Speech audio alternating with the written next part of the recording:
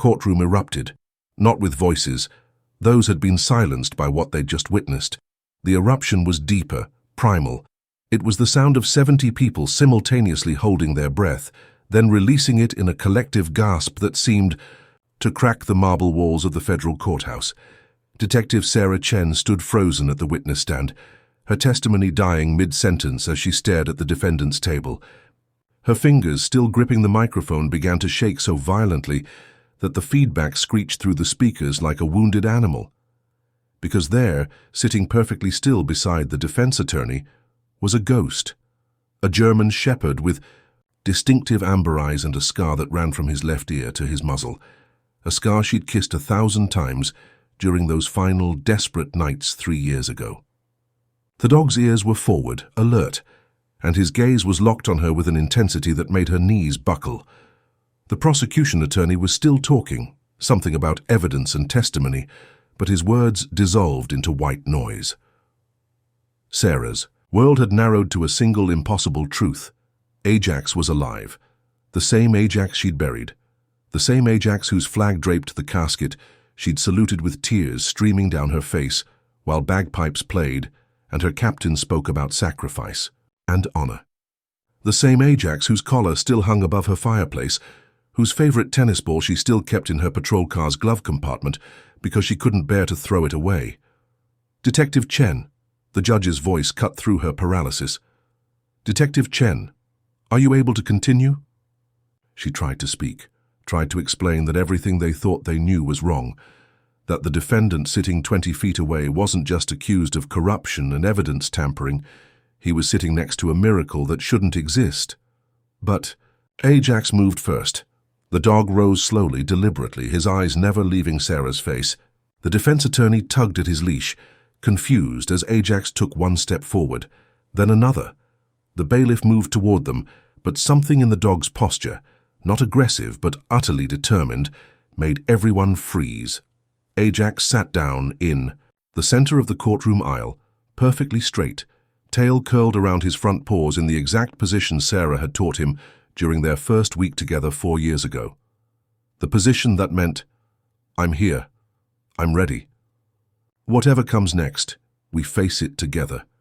And then, for the first time in 3 years, Ajax barked, not the sharp, commanding bark of a police dog alerting to danger, not the excited yelp of a pet seeing its owner.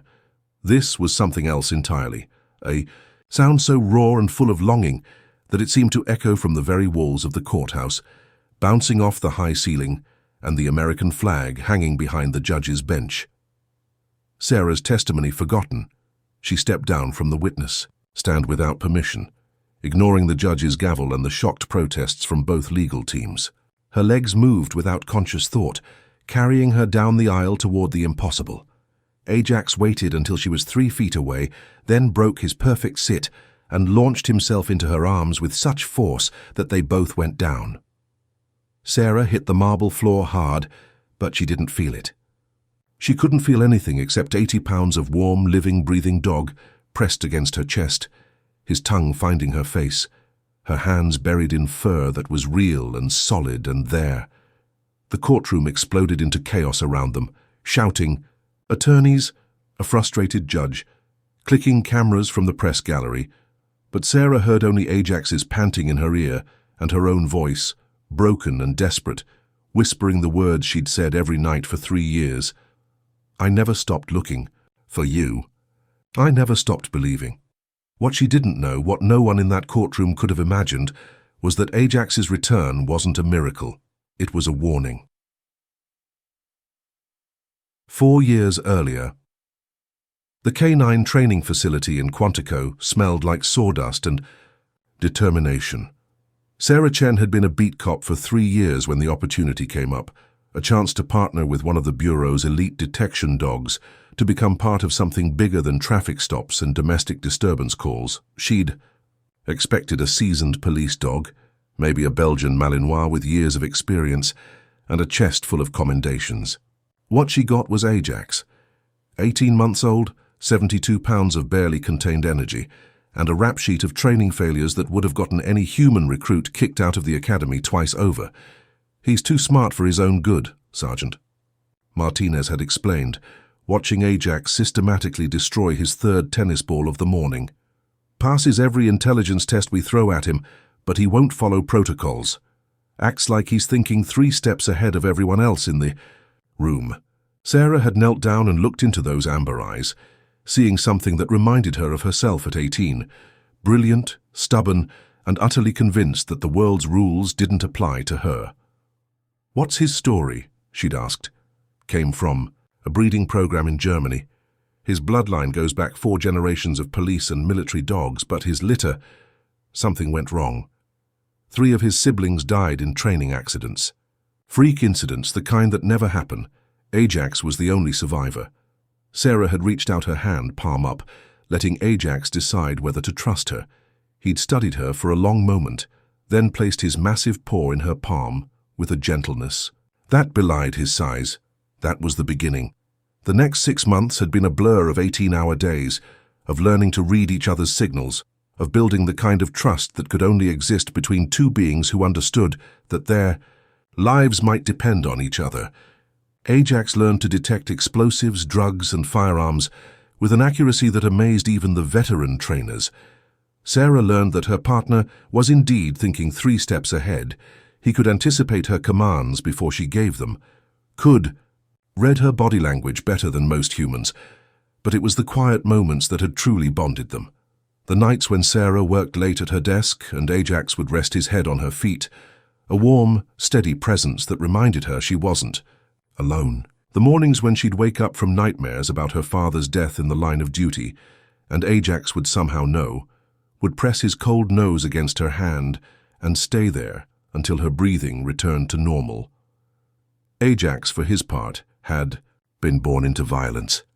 His earliest memory wasn't of his mother's warmth or his siblings' play. It was of men in tactical gear storming through a warehouse in Munich, of gunfire and shouting and the acrid smell of smoke. He'd been 6 weeks old, hidden beneath a pile of burlap sacks, while his handler, a German police officer named Klaus, had fought to protect the breeding facility from armed intruders. Klaus had died that night, along with Ajax's mother and most of his litter. The survivors had been shipped to America, to Quantico, where they were supposed to start fresh. But Ajax carried Klaus's death with him like a scar, visible only to those who knew how to look. He'd failed his first 3 handlers because he couldn't trust them. They saw him as a tool, a weapon to be deployed and controlled. They didn't understand that Ajax needed to believe in the mission, needed to know that his partner would die, for him just as he would die for his partner. Sarah was different. When she looked at him, she saw a soul carrying the same weight she carried. She spoke to him not in commands but in conversations, telling him about her father's death, about the promise she'd made at his funeral to protect others the way he couldn't protect himself.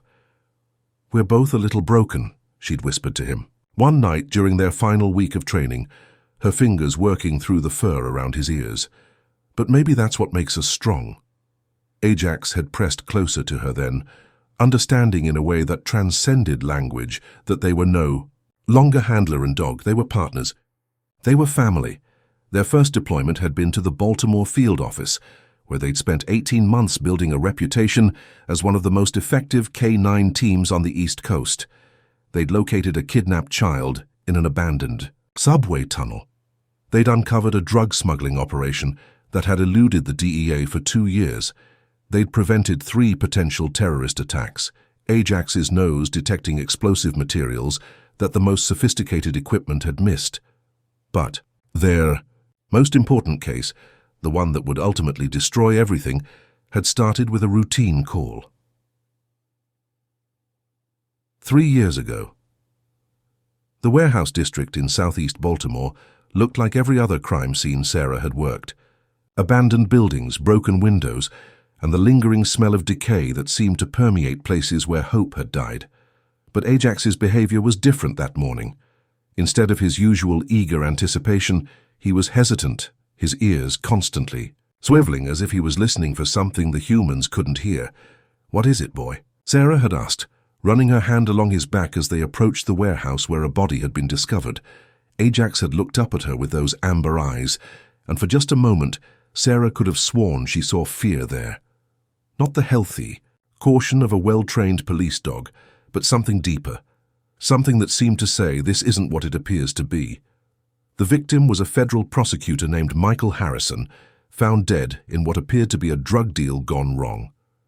The scene was almost too perfect, drugs scattered around the body, money in his jacket pocket, even a suicide note that explained his gambling debts and desperate choices. But Ajax wouldn't enter the warehouse. Sarah had tried everything, commands, encouragement, even his favorite toy. Ajax simply sat outside the door, staring at her with an expression she'd never seen before, an expression that seemed to plead, "Don't go in there, please." She'd gone in anyway. It was her job. It was what her father would have done. That decision had cost them everything. The evidence inside the warehouse should have told a simple story. Federal prosecutor Michael Harrison, drowning in gambling debts, had agreed to meet with drug dealers in exchange for enough money to cover his losses. The deal had gone bad. Harrison had been shot and the dealers had fled. But Ajax knew better. Even as Sarah processed the crime scene, photographing Harrison's body and cataloguing the evidence, Ajax remained outside. She could see him through. The grimy warehouse windows, pacing in tight circles, his tail low and his ears flat against his head. Every few minutes he would look toward the building and whine, not the sharp, alert sound he made when he'd found something important, but a low, mournful sound that made Sarah's chest tighten. "Chen, your dog okay out there?" Detective Ray Kowalski called from across the warehouse. Ray was old-school Baltimore PD, the kind of cop who'd seen everything twice and believed in gut instincts over forensic science.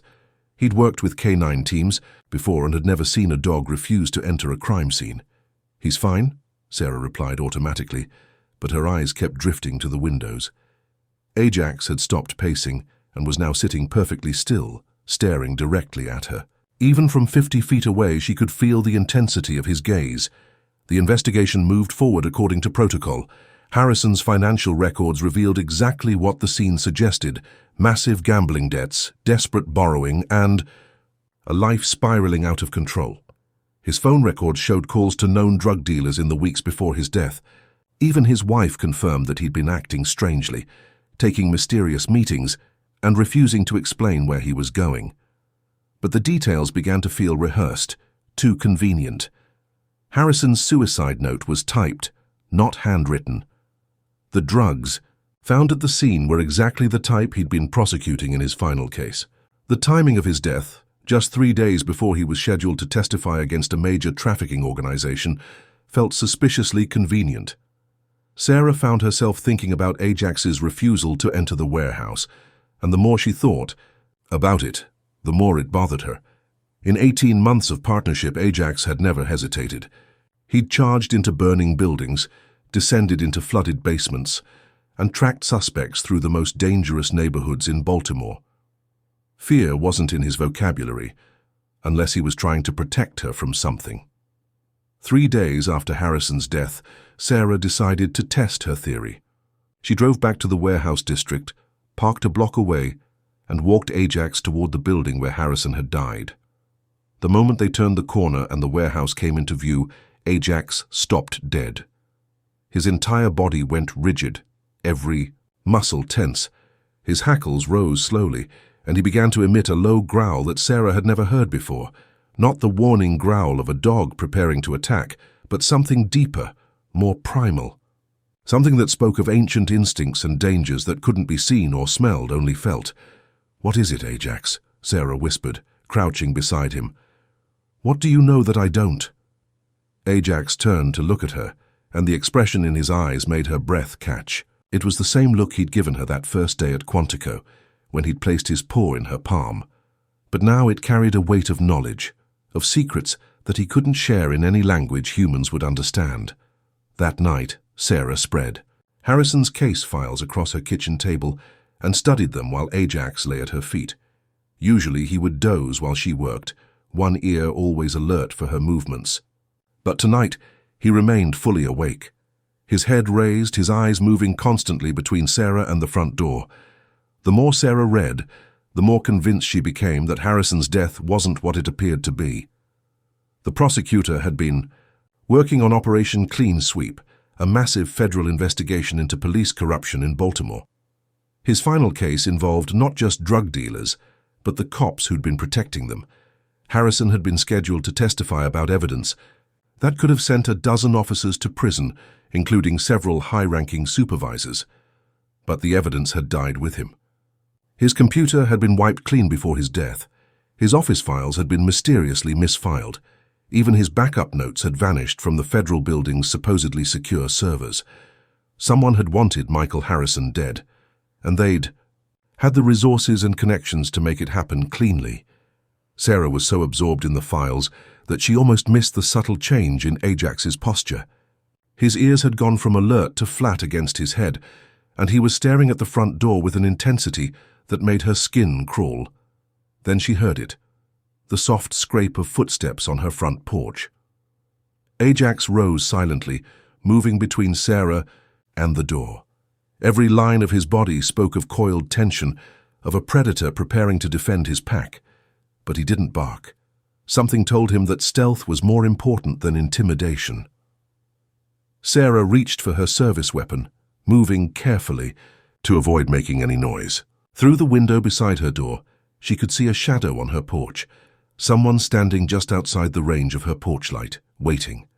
The footsteps retreated as quietly as they'd come. When Sarah finally worked up the courage to check, outside, she found nothing except a single cigarette butt on her porch steps. The brand was unusual, a type of expensive Turkish cigarette that she'd only seen once before, in the evidence locker from a case involving a corrupt police captain named Vincent Torres. Torres had been one of the officers scheduled to be exposed in Harrison's testimony. Over the next week, the surveillance became more obvious. Cars that followed her to work, phone calls that disconnected when she answered. Ajax's behavior grew increasingly protective, and Sarah began to understand that her partner's instincts were picking up on threats that her human senses couldn't detect. The break in the case came from an unexpected source: Ajax himself. Sarah had been reviewing Harrison's files for the dozenth time when Ajax suddenly stood up and walked to the box of evidence photos she'd brought home. He began pawing at the box, not destructively, but with the same careful precision he used when indicating drugs or explosives. "What are you trying to tell me, boy? Tell me, boy." Ajax continued pawing until he'd scattered the photos across the floor. Then he sat down beside one specific image, a wide shot of the warehouse interior, and looked up at Sarah expectantly. She picked up the photo and studied it carefully. She'd looked at this image dozens of times, but now, guided by Ajax's insistence, she noticed something she'd missed.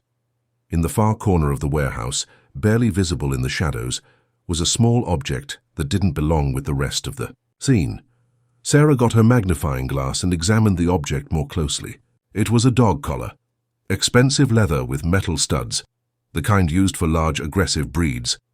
But there was no dog at the crime scene, and no mention of animals in any of the witness statements.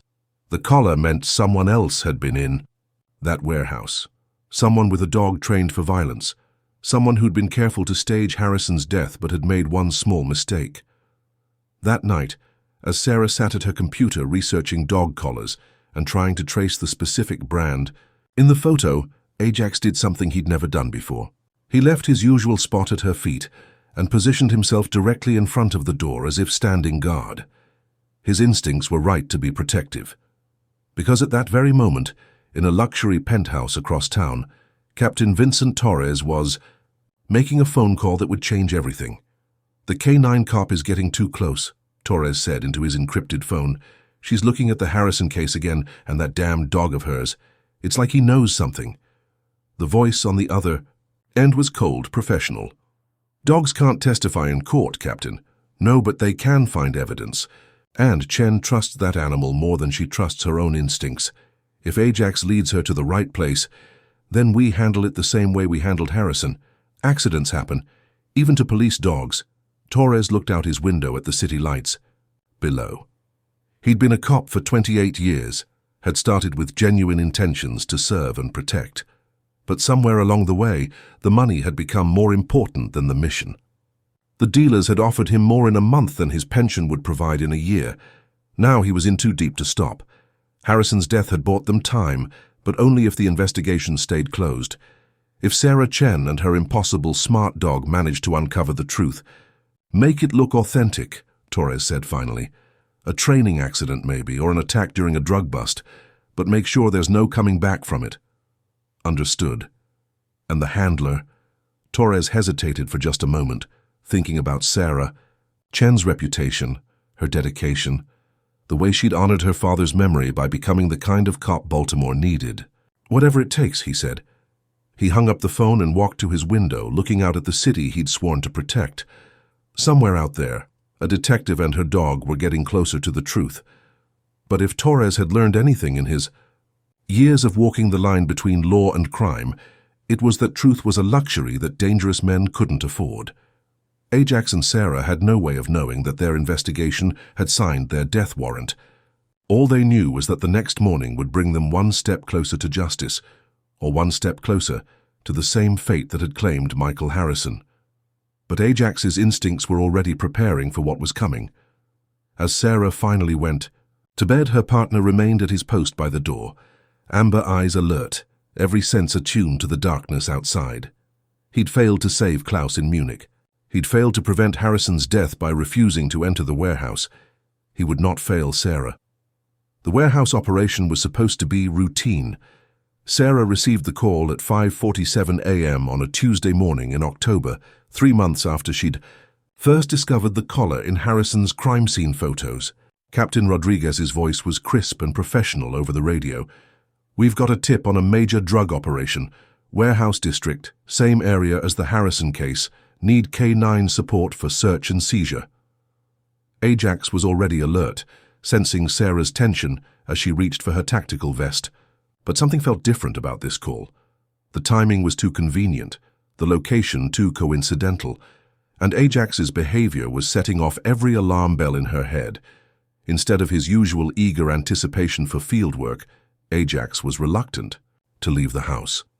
He kept looking back at Sarah as she gathered her gear, his amber eyes filled with what looked almost like pleading. When she finally clipped his lead and headed for the patrol car, Ajax moved slowly, his tail low, his entire posture radiating reluctance. "Come on, boy," Sarah murmured, trying to convince herself as much as Ajax. "Just another day at the office." The warehouse district looked different in the early morning light. Fog rolled off the harbor, creating pockets of visibility between stretches of grey uncertainty.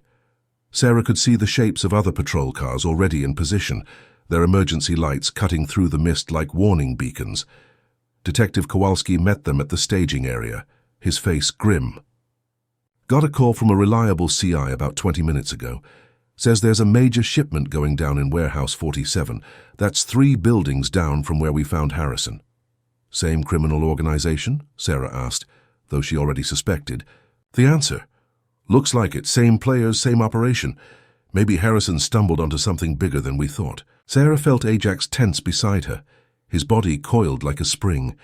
She looked down at her partner and saw something in his eyes that made her stomach clench. Recognition. Not of the location, but of the danger. Ajax knew something she didn't, and he was trying to warn her. "Ray," Sarah said slowly, "who called in the tip?" Kowalski checked his notes. "Anonymous caller, but the information was specific enough that Captain Torres authorized immediate action." Torres, the same captain whose cigarette brand Sarah had found on her porch, the same captain who should have been exposed in Harrison's testimony. Ajax suddenly pulled against his lead, not toward the warehouse but away from it. His movement was so unexpected and forceful that Sarah stumbled, catching herself against the patrol car. "Chen, you okay?" Kowalski asked. Sarah looked at Ajax, really looked at him, and saw something that chilled her blood. Her partner wasn't just reluctant, he was terrified. But not for himself. The way he kept looking between her and the warehouse, the way he positioned his body between her and the other officers, Ajax was afraid for her. "Ray, I think we need to. All units, move in." Torres's voice crackled over the radio. "Suspects are on site. Execute, execute, execute." The operation unfolded with military precision. Officers moved in coordinated teams, surrounding the warehouse while Sarah and Ajax were assigned to the rear entrance. It should have been a textbook operation, except that Ajax refused to approach the building. "Ajax, heel!" Sarah commanded, but her partner sat down and looked at her with those amber eyes, conveying a message she was finally beginning to understand. This is a trap. The realization hit her just as the first gunshots erupted from inside the warehouse, but these weren't the chaotic sounds of a surprise drug operation being raided. These were controlled, deliberate shots, the kind fired by trained marksmen who knew exactly what they were doing. And they were coming from multiple directions, including positions where there should have been police officers. Sarah's radio crackled with conflicting reports. "Shots fired! Officer down! Multiple suspects!" But underneath the chaos, she could hear something else, the sound of men coordinating an ambush, not responding to one. Ajax was already moving, pulling Sarah away from the warehouse toward a stack of shipping containers that would provide cover. His instincts had been right all along. This wasn't a drug bust. It was an execution disguised as a police operation. Sarah followed Ajax's lead, using the containers as cover while she tried to make sense of what was happening. Through gaps in the metal walls, she could see muzzle flashes inside the warehouse, but the pattern was all wrong. The suspects were firing from positions that suggested they'd been waiting in ambush, while the officers were caught in a crossfire. Her radio squawked again. "Chen, where are you? We need K9 support inside the warehouse." It was Torres's voice, and something in his tone made Sarah's skin crawl. Too urgent, too insistent. He wasn't asking for backup. He was trying to locate her. Sarah keyed her radio but didn't respond. Instead, she listened as the gunfire gradually died down, and the chaos gave way to organized confusion. Officers calling for medical support, Torres barking orders, the sound of vehicles arriving and departing. But no one was looking for Sarah and Ajax. In all the confusion of a failed drug bust, the absence of one K9 team might not be noticed for hours. Ajax pressed against Sarah's leg, his warm bulk providing comfort and reassurance. Together, they waited in the shadows as the official version of events took shape around them. A major drug operation, multiple suspects killed, several officers wounded. A tragedy, but also a victory for law enforcement. What the reports wouldn't mention was that all the suspects were unknown criminals, with no ties to the local drug trade. What they wouldn't mention was that the drugs found at the scene were clean, too clean, as if they'd been planted. What they wouldn't mention was that 3 of the wounded officers had been scheduled to testify in the Harrison case. By the time Sarah and Ajax made it back to her car, she understood that they'd just witnessed the systematic elimination of witnesses. The Harrison murder hadn't been an isolated incident. It was part of a larger conspiracy to silence anyone who might expose the corruption in the Baltimore Police Department. And now, Torres knew that Sarah and Ajax were getting too close to the truth. That night, Sarah sat in her kitchen with Ajax at her feet, trying to figure out their next move. She couldn't go to her superiors. Torres was her captain, and she had no way of knowing how deep the corruption went. She couldn't go to the FBI. Harrison had been a federal prosecutor, and his murder suggested that the conspiracy reached beyond local law enforcement. Ajax seemed to sense her desperation. He left his usual spot and came to sit directly in front of her, placing his massive head on her knee. When she looked into his amber eyes, she saw something that gave her strength. Absolute, unwavering loyalty. Whatever happened next, they would face it together. But their enemies weren't willing to wait for Sarah to make the first move. The attack came 3 days later, during what should have been a routine training exercise. Sarah and Ajax were working on explosive detection in an abandoned office building when the first shot shattered the window above their heads. This time, there was no pretense of a legitimate police operation. This was a straightforward assassination attempt, carried out by men in tactical gear who moved with military precision. Ajax reacted instantly, his training overriding everything else. He launched himself at the nearest gunman while Sarah rolled behind a concrete pillar. But there were too many of them, and they were too well prepared. The last thing Sarah remembered clearly was Ajax's bark, not his usual alert signal, but a sound of pure rage and defiance. He was protecting her, fighting men who had come to kill them both, and he was magnificent in his fury.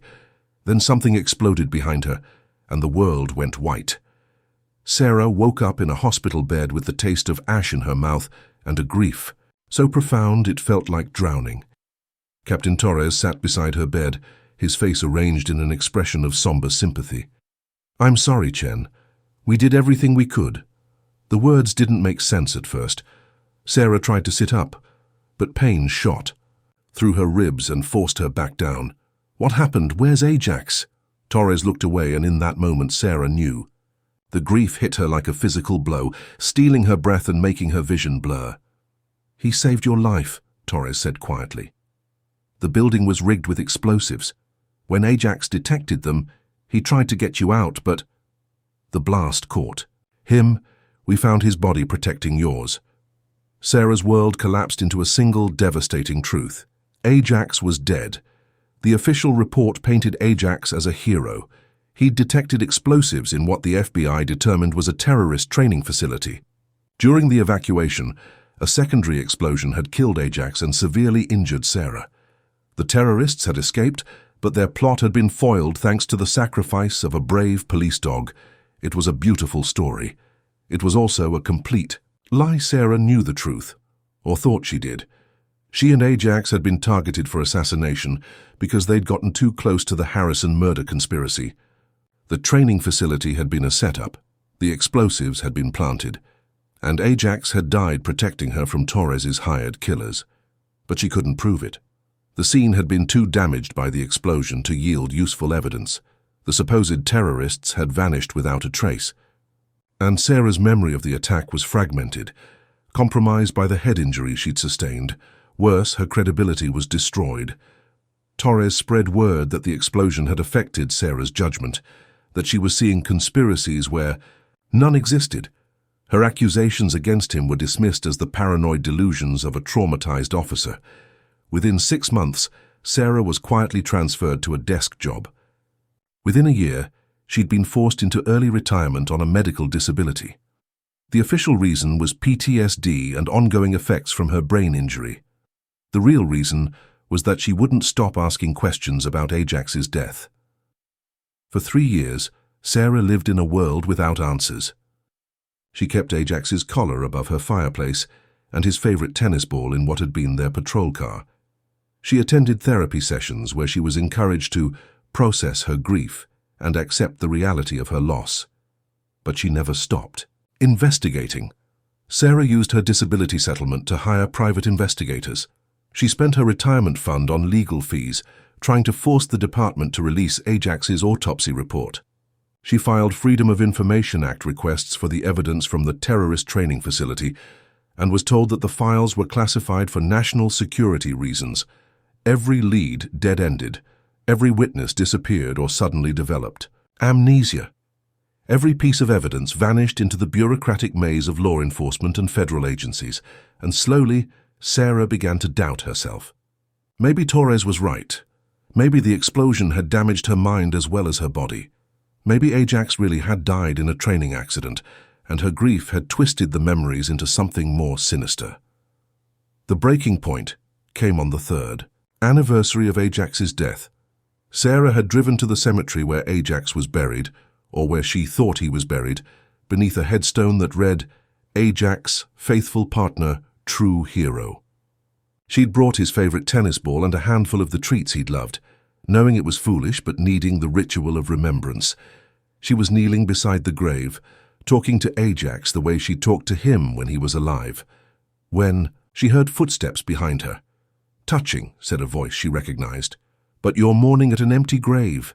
Sarah turned to see a man in an expensive suit, someone she'd never met, but whose face was familiar from news reports.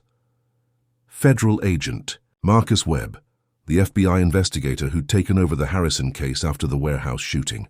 "What do you mean, empty grave?" Sarah's voice was barely a whisper. Webb smiled, but there was no warmth in it. "Your dog isn't dead, Detective Chen. At least he wasn't dead 3 years ago. Whether he's still alive now, that depends on how cooperative you're willing to be." The world tilted around Sarah. "That's impossible. I saw the reports. Torres says a lot of things. Most of them are lies." Webb sat down on a nearby bench, completely at ease. "Ajax survived the explosion. Badly injured, but alive.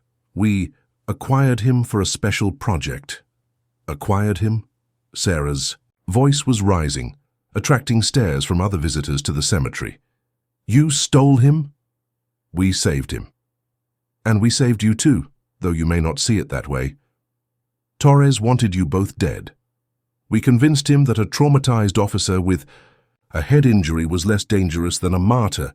Sarah stood up slowly, her mind racing. What kind of special project? Webb's smile grew wider. The kind that requires a dog with Ajax's particular skills, his intelligence, his loyalty, his ability to detect things that normal dogs can't. We've been training him for counterintelligence work, deep cover operations where his previous death provides the perfect cover story. You're lying. Lying. Am I? Webb pulled out his phone and showed Sarah a video. The image was grainy, clearly taken from a surveillance camera, but it was unmistakably Ajax. Older, thinner, but alive. He was walking beside a handler Sarah didn't recognize, his movements careful but confident. This was taken 6 months ago in Detroit, Webb said. Ajax has been instrumental in breaking up 3 major crime syndicates. He's saved dozens of lives. In many ways, he's become exactly the hero we always said he was. Sarah stared at the video, her heart breaking and healing simultaneously.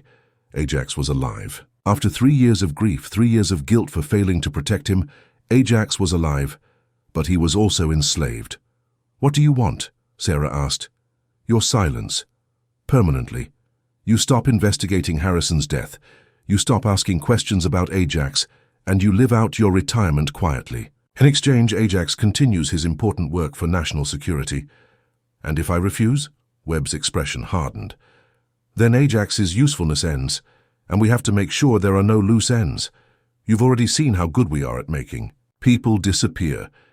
Sarah looked at the empty grave, at the headstone that marked 3 years of lies, and made a decision that would define the rest of her life. I want to see him. That's not possible. Then you don't have a deal. Webb studied her for a long moment, weighing the risks of allowing Sarah contact with Ajax against the risk of what she might do if he refused. 1 meeting, he said finally. Supervised. And then you disappear forever.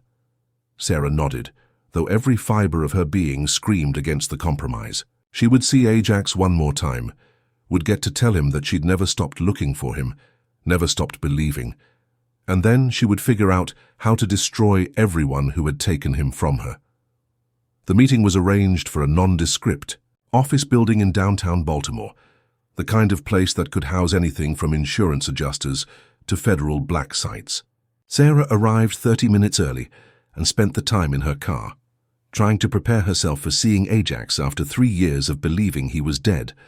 But nothing could have prepared her for the reality. When the elevator doors opened on the 7th floor, Sarah saw Ajax immediately. He was sitting in perfect military posture beside a handler she didn't recognize, his amber eyes alert but distant. He looked older, leaner, and there was a wariness in his posture that hadn't been there before. Ajax's head turned toward her as she stepped off the elevator, and for one heart-stopping moment Sarah thought he might not remember her. 3 years was a long time in a dog's life. 3 years of different handlers, different missions, different loyalties. Then Ajax's ears came forward, and his entire body went rigid with recognition. The handler's grip tightened on Ajax's lead. As the dog stood up, every muscle in his body straining toward Sarah. But Ajax didn't break his position. Whatever training he'd received in the past 3 years, it had taught him to suppress his instincts, to ignore the most fundamental bonds of loyalty and love. "Hello, Ajax," Sarah said softly, her voice breaking on his name. Ajax whined, a sound so soft and desperate that it cut through Sarah like a blade. His tail twitched once, a tiny movement that spoke of massive self-control. "You have 10 minutes, Webb said from behind her. No physical contact, no promises or plans, just closure." Sarah ignored him. She walked slowly toward Ajax, watching, his body language, reading the signals she'd learned to interpret 4 years ago. Ajax was torn between his training and his heart, between the discipline that had kept him alive and the bond that had defined his life. "I looked for you," Sarah whispered when she was close enough for Ajax to hear. Every day for 3 years I looked for you. I never believed you were dead. Ajax's control finally cracked. He took one step toward her, then another, his handler's commands forgotten. When he was close enough, he pressed his nose against Sarah's, the same gesture he'd made that first day at Quantico, when he'd decided to trust her. The touch was electric. 3 years of grief and guilt and desperate hope crystallized into a single moment of connection. Ajax was alive, he was real, and despite everything that had been done to him, he still knew her. But he was also broken in ways that went beyond physical scars. Sarah could see it in the careful way he moved, in the way his eyes constantly flicked to his handler for permission. They'd turned her fearless partner into a creature who existed at the whim of others. "Time's up," Webb said. Sarah looked into Ajax's eyes and saw her own resolve reflected back at her. They'd both been changed by the past 3 years, scarred by loss and betrayal and the weight of secrets. But the bond between them was still there, still strong enough to build on. "I'm going to get you out of here," she whispered, knowing that Webb could hear her, not caring about the consequences. Ajax's tail wagged once, a tiny movement that the handler missed, but that spoke volumes to Sarah. Her partner understood. Whatever it took, however long it took, they would be together again. The handler pulled Ajax away then, leading him back to the elevator while Ajax looked over his shoulder at Sarah. But this time, there was hope in those amber eyes. Hope, and the absolute certainty that Sarah would keep her promise. Webb waited until the elevator doors closed before speaking. "You just made a very expensive mistake, Detective Chen." Sarah turned to face him, and Webb took an involuntary step backward. Something had changed in her expression, something that spoke of dangerous depths and a willingness to go places that civilized people didn't go. "No," Sarah said quietly. "You made the mistake. You let me see him alive." Over the next 6 months, Sarah became someone she barely recognized. The grief-stricken, broken ex-cop disappeared, replaced by a woman with a mission that consumed every waking moment. She used her law enforcement background to build a network of contacts. Retired cops with grudges against the department, federal, agents who'd been burned by their superiors, criminals who hated corrupt cops more than they hated honest ones. She learned skills she'd never needed as a patrol officer: surveillance, electronic countermeasures, and the art of making people disappear. Most importantly, she learned patience.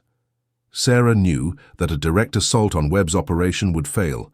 She was one person against a federal conspiracy with unlimited resources and legal authority. But she also knew that every conspiracy had weak points, pressure points that could be exploited by someone with nothing left to lose. She started small. Anonymous tips to journalists about discrepancies in federal budget allocations, leaked documents that raised questions about unauthorized canine training programs, carefully placed evidence that suggested federal agents were using classified assets for personal gain. Each revelation was small, seemingly unconnected to the others, but together they began to paint a picture of corruption and abuse of authority that couldn't be ignored forever. The breakthrough came from an unexpected source: Torres himself. Sarah had been monitoring his communications for months, looking for any connection to Webb's operation. What she found was better than she'd hoped. Torres was being blackmailed by Webb, forced to provide local police support for federal operations that existed outside normal oversight. But Torres was tired of being Webb's puppet. And when Sarah approached him with evidence of Webb's illegal activities, Torres made a decision that surprised them both. He agreed to cooperate. "I never wanted Harrison dead," Torres confessed during a secret meeting in an abandoned warehouse. Ironically, the same warehouse where Harrison's body had been found. "I was taking money, yeah, but I'm not a killer. Webb threatened my family, said if I didn't help cover up the murder, my daughter would have an accident." Sarah felt no sympathy for Torres, but she recognized an opportunity.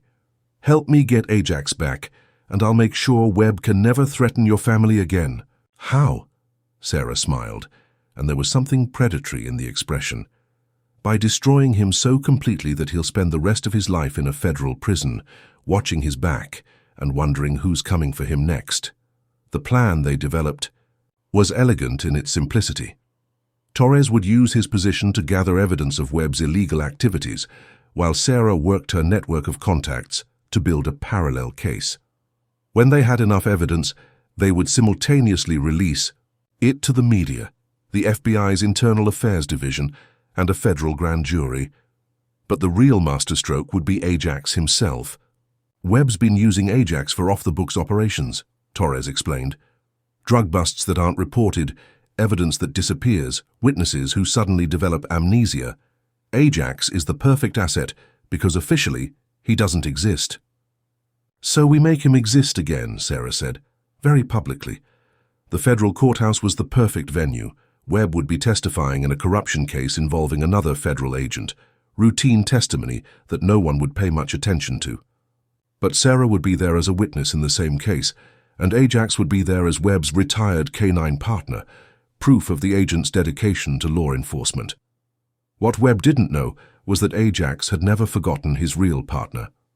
And when he saw Sarah on the witness stand, all his training would be meaningless against the bond they'd forged 4 years ago. The morning of the trial, Sarah sat in her car outside the courthouse, watching federal agents escort Ajax into the building. He was walking beside Webb, perfectly controlled, the picture of a well-trained police dog. But Sarah knew better.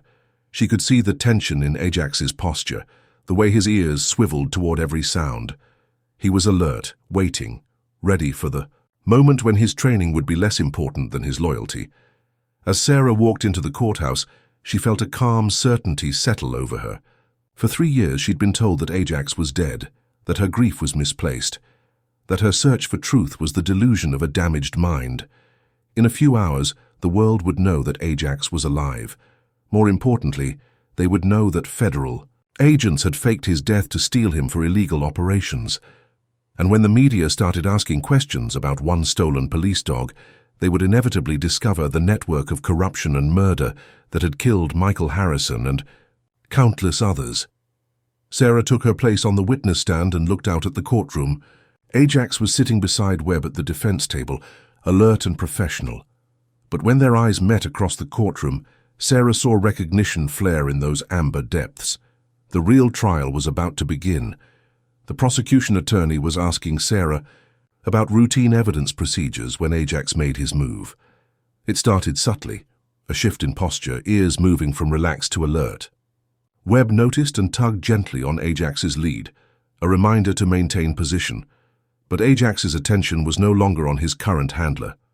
4 years of training, 4 years of bond, 4 years of absolute trust had been reactivated the moment he saw Sarah on the witness stand. "Detective Chen," the prosecutor continued, "can you describe the standard protocol for—" Ajax stood up. Webb's hand tightened on the lead, and he whispered a command that Sarah couldn't hear, but that Ajax completely ignored. For the first time, in 3 years, Ajax was making his own decisions. The judge noticed the disturbance. "Is there a problem with the dog?" Webb forced a smile. "No, Your Honor. He's just alert. Good instincts." But Ajax's instincts were telling him something that no one else in the courtroom could understand. This wasn't a routine trial. This was the moment he'd been waiting for since Webb's people had pulled him from the rubble 3 years ago. This was his chance to return to where he belonged. Sarah answered the prosecutor's questions mechanically, but her attention was entirely focused on Ajax. She could see the internal struggle playing out in his body language, training versus loyalty, discipline versus love. For 3 years, Webb's people had used Ajax's intelligence and abilities while systematically suppressing the bond that made him truly extraordinary. They'd made one crucial mistake. They'd never broken that bond. They'd only buried it. "Detective Chen," the prosecutor said, "were you partnered with a K-9 unit during your time with the Baltimore Police Department?" The question hung in the air like a loaded weapon. Sarah felt Ajax's attention sharpen, saw Webb's face go pale as he realized where this was heading. "Yes," Sarah said, her voice steady despite the emotions churning inside her. "I was partnered with a German shepherd named Ajax for 18 months before his death in the line of duty." Ajax barked. Not the controlled professional sound of a police dog responding to a command, but the desperate, joyful sound of recognition. He lunged forward against Webb's restraint, his entire body straining toward Sarah. The courtroom erupted in confused murmurs. The judge banged his gavel, calling for order, while Webb desperately tried to control Ajax's sudden excitement. "Agent Webb," the judge said sharply, "remove your dog from the courtroom if you can't control him." But Ajax had heard his name spoken by the voice he'd been dreaming about for 3 years. Training meant nothing now. Protocol was irrelevant. He was Ajax, Sarah Chen's partner, and he was going home. He broke free of Webb's grip with a sudden twist that spoke of 3 years of pent-up frustration and longing. Webb lunged after him, but Ajax was already moving, covering the distance to the witness stand in 3 powerful bounds. Sarah stood up as Ajax launched himself into her arms, 80 pounds of pure joy and relief. They went down together, Sarah's testimony forgotten as she buried her face in Ajax's fur and felt the impossible reality of his warmth and weight and living presence. "Ajax," she whispered, and he pressed closer to her, whining softly in her ear. "I knew you were alive, I knew it." The courtroom had descended into chaos. Bailiffs were moving toward them. The judge was demanding explanations, and Webb was shouting something about classified operations and national security. But Sarah heard only Ajax's breathing and felt only the solid reality of her partner in her arms. For 3 years she'd been told she was delusional, traumatized, incapable of distinguishing truth from fantasy. Now the truth was undeniable and warm and real and alive. "Order!" the judge shouted. "I want an explanation, Agent Webb. You testified that this dog was your retired K9 partner, but Detective Chen just identified him as her deceased partner. Which is it?" Webb's composure finally cracked.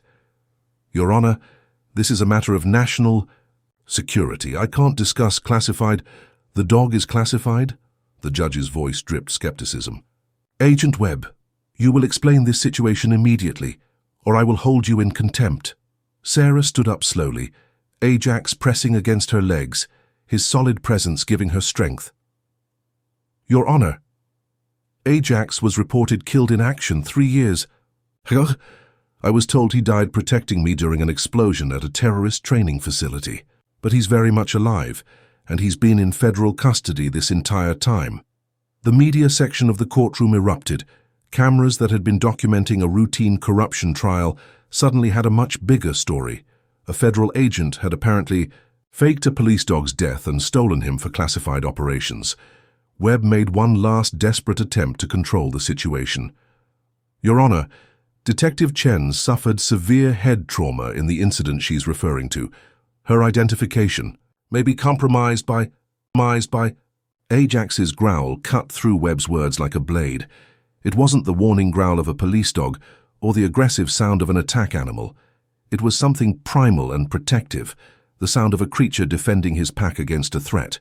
Ajax stepped forward, placing himself between Sarah and Webb, his amber eyes fixed on the man who had stolen 3 years of his life. The bailiffs stopped moving. Something in Ajax's posture, not aggressive but absolutely determined, made everyone in the courtroom pause. This wasn't a trained response or a learned behavior. This was pure instinct, pure loyalty, pure love expressing itself in the only way Ajax knew how. "Agent Webb," the judge said slowly, "I think you need to start telling the truth." But the truth was already emerging without Webb's cooperation. In the media gallery, smartphones were capturing every moment and streaming it live to social media platforms. Within minutes, Ensure Ajax Alive was trending on Twitter, and news outlets were scrambling to understand how a supposedly dead police dog had appeared in a federal courtroom. The prosecutor, sensing an opportunity, approached the bench. "Your Honor, I request a recess while we investigate this situation. If Agent Webb has been misrepresenting facts to this court, recess granted," the judge said immediately. "Agent Webb, you will remain available for questioning. Detective Chen, please remain as well. And someone get that dog some water. He looks like he's been through hell." As the courtroom cleared, Sarah knelt beside Ajax and looked into his eyes. They were older now, wearier, marked by experiences she couldn't imagine. But they were still the same eyes that had looked at her with absolute trust that first day at Quantico. "I'm sorry it took so long," she whispered. "I'm sorry I let them take you." Ajax leaned against her, solid and warm and real. His presence said everything words couldn't. "You found me. You never gave up. We're together now." Outside the courtroom, Webb was making frantic phone calls to his superiors, trying to contain a situation that had already spiraled completely out of control. The classified operation that had justified Ajax's theft was about to become front-page news. The conspiracy that had killed Harrison and dozens of others was about to be exposed by the one witness they'd never considered, a dog who remembered where he belonged. But for Sarah and Ajax, the politics and conspiracies and cover-ups mattered less than the simple reality of being reunited. They had found each other again across 3 years of lies and separation and grief. The rest was just details. 6 months later, Sarah sat on her back porch watching Ajax chase butterflies in the garden she'd planted behind her new house. Not the desperate, driven energy of a working police dog, but the playful curiosity of an animal learning to be at peace. The trials had been a media sensation. Webb's illegal operation had unraveled spectacularly once journalists started investigating. The network of corruption that had killed Harrison stretched from Baltimore to Washington, D.C., encompassing federal agents, local cops, prosecutors, and even judges. Dozens of convictions had been overturned, hundreds of cases had been reopened, and the entire law enforcement community was still reeling from the revelations. Torres had received a reduced sentence in exchange for his cooperation. He'd testified about years of blackmail and coercion, about orders that came from people so high up the chain of command that he'd never questioned them. He'd described watching Webb's people fake Ajax's death and had provided recordings of conversations. That proved the dog's theft had been planned months in advance. Webb himself was serving life in federal prison. The jury had taken less than 2 hours to convict him on charges ranging from conspiracy to murder to kidnapping a police officer, because that's what Ajax was, legally speaking. A sworn member of law enforcement who had been abducted and held against his will. But the legal victories felt hollow compared to the simple reality of having Ajax back. The first few weeks had been difficult. Ajax had been trained to suppress his natural instincts, to respond only to authorized handlers, to exist in a state of controlled emotional detachment. Undoing 3 years of conditioning took patience and love, and countless hours of simply being together. Sarah had retired from law enforcement completely. The disability pension was enough to live on, and she'd used the settlement from her lawsuit against the federal government to buy a small house in the mountains of western Maryland. Far from the city, far from the memories, far from the world, of corruption and betrayal that had nearly destroyed them both. Ajax had taken longer to adjust. For weeks he'd slept by the front door, as if he expected someone to come and take him away again. He'd flinched at sudden movements, had been reluctant to play or show affection, had carried himself with the careful discipline of an animal who'd learned that emotional expression was dangerous. But slowly, day by day, Ajax had remembered who he used to be. It started with small things, a tail wag when Sarah came home from the grocery store, a moment of playfulness when she threw his old tennis ball, the gradual return of the physical affection that had been such a huge part of their partnership. The breakthrough came on a rainy Thursday morning when Sarah was reading on the couch. Ajax had been lying on his bed across the room, maintaining the careful distance he'd been trained to keep. But when thunder rumbled overhead, he'd looked at Sarah with an expression of uncertainty. Not fear, but a desire for comfort that he wasn't sure he was allowed to seek. Sarah had patted the couch beside her without saying anything. Ajax had hesitated for a long moment, then padded over and laid his head on her lap with a sigh that seemed to release 3 years of careful control. They'd stayed like that for hours, listening to the rain and learning to trust each other again. Now, watching Ajax investigate a particularly interesting patch of flowers, Sarah felt something she hadn't experienced in years. Peace. Not the absence of conflict, but the deeper peace that came from knowing that the most important battles had been won. Her phone buzzed with a text message from her former colleague, Detective Kowalski. Saw the news about the Harrison case being reopened. They're finally going to get justice for him. Sarah smiled and typed back, "About time." But justice, she'd learned, was a complex thing.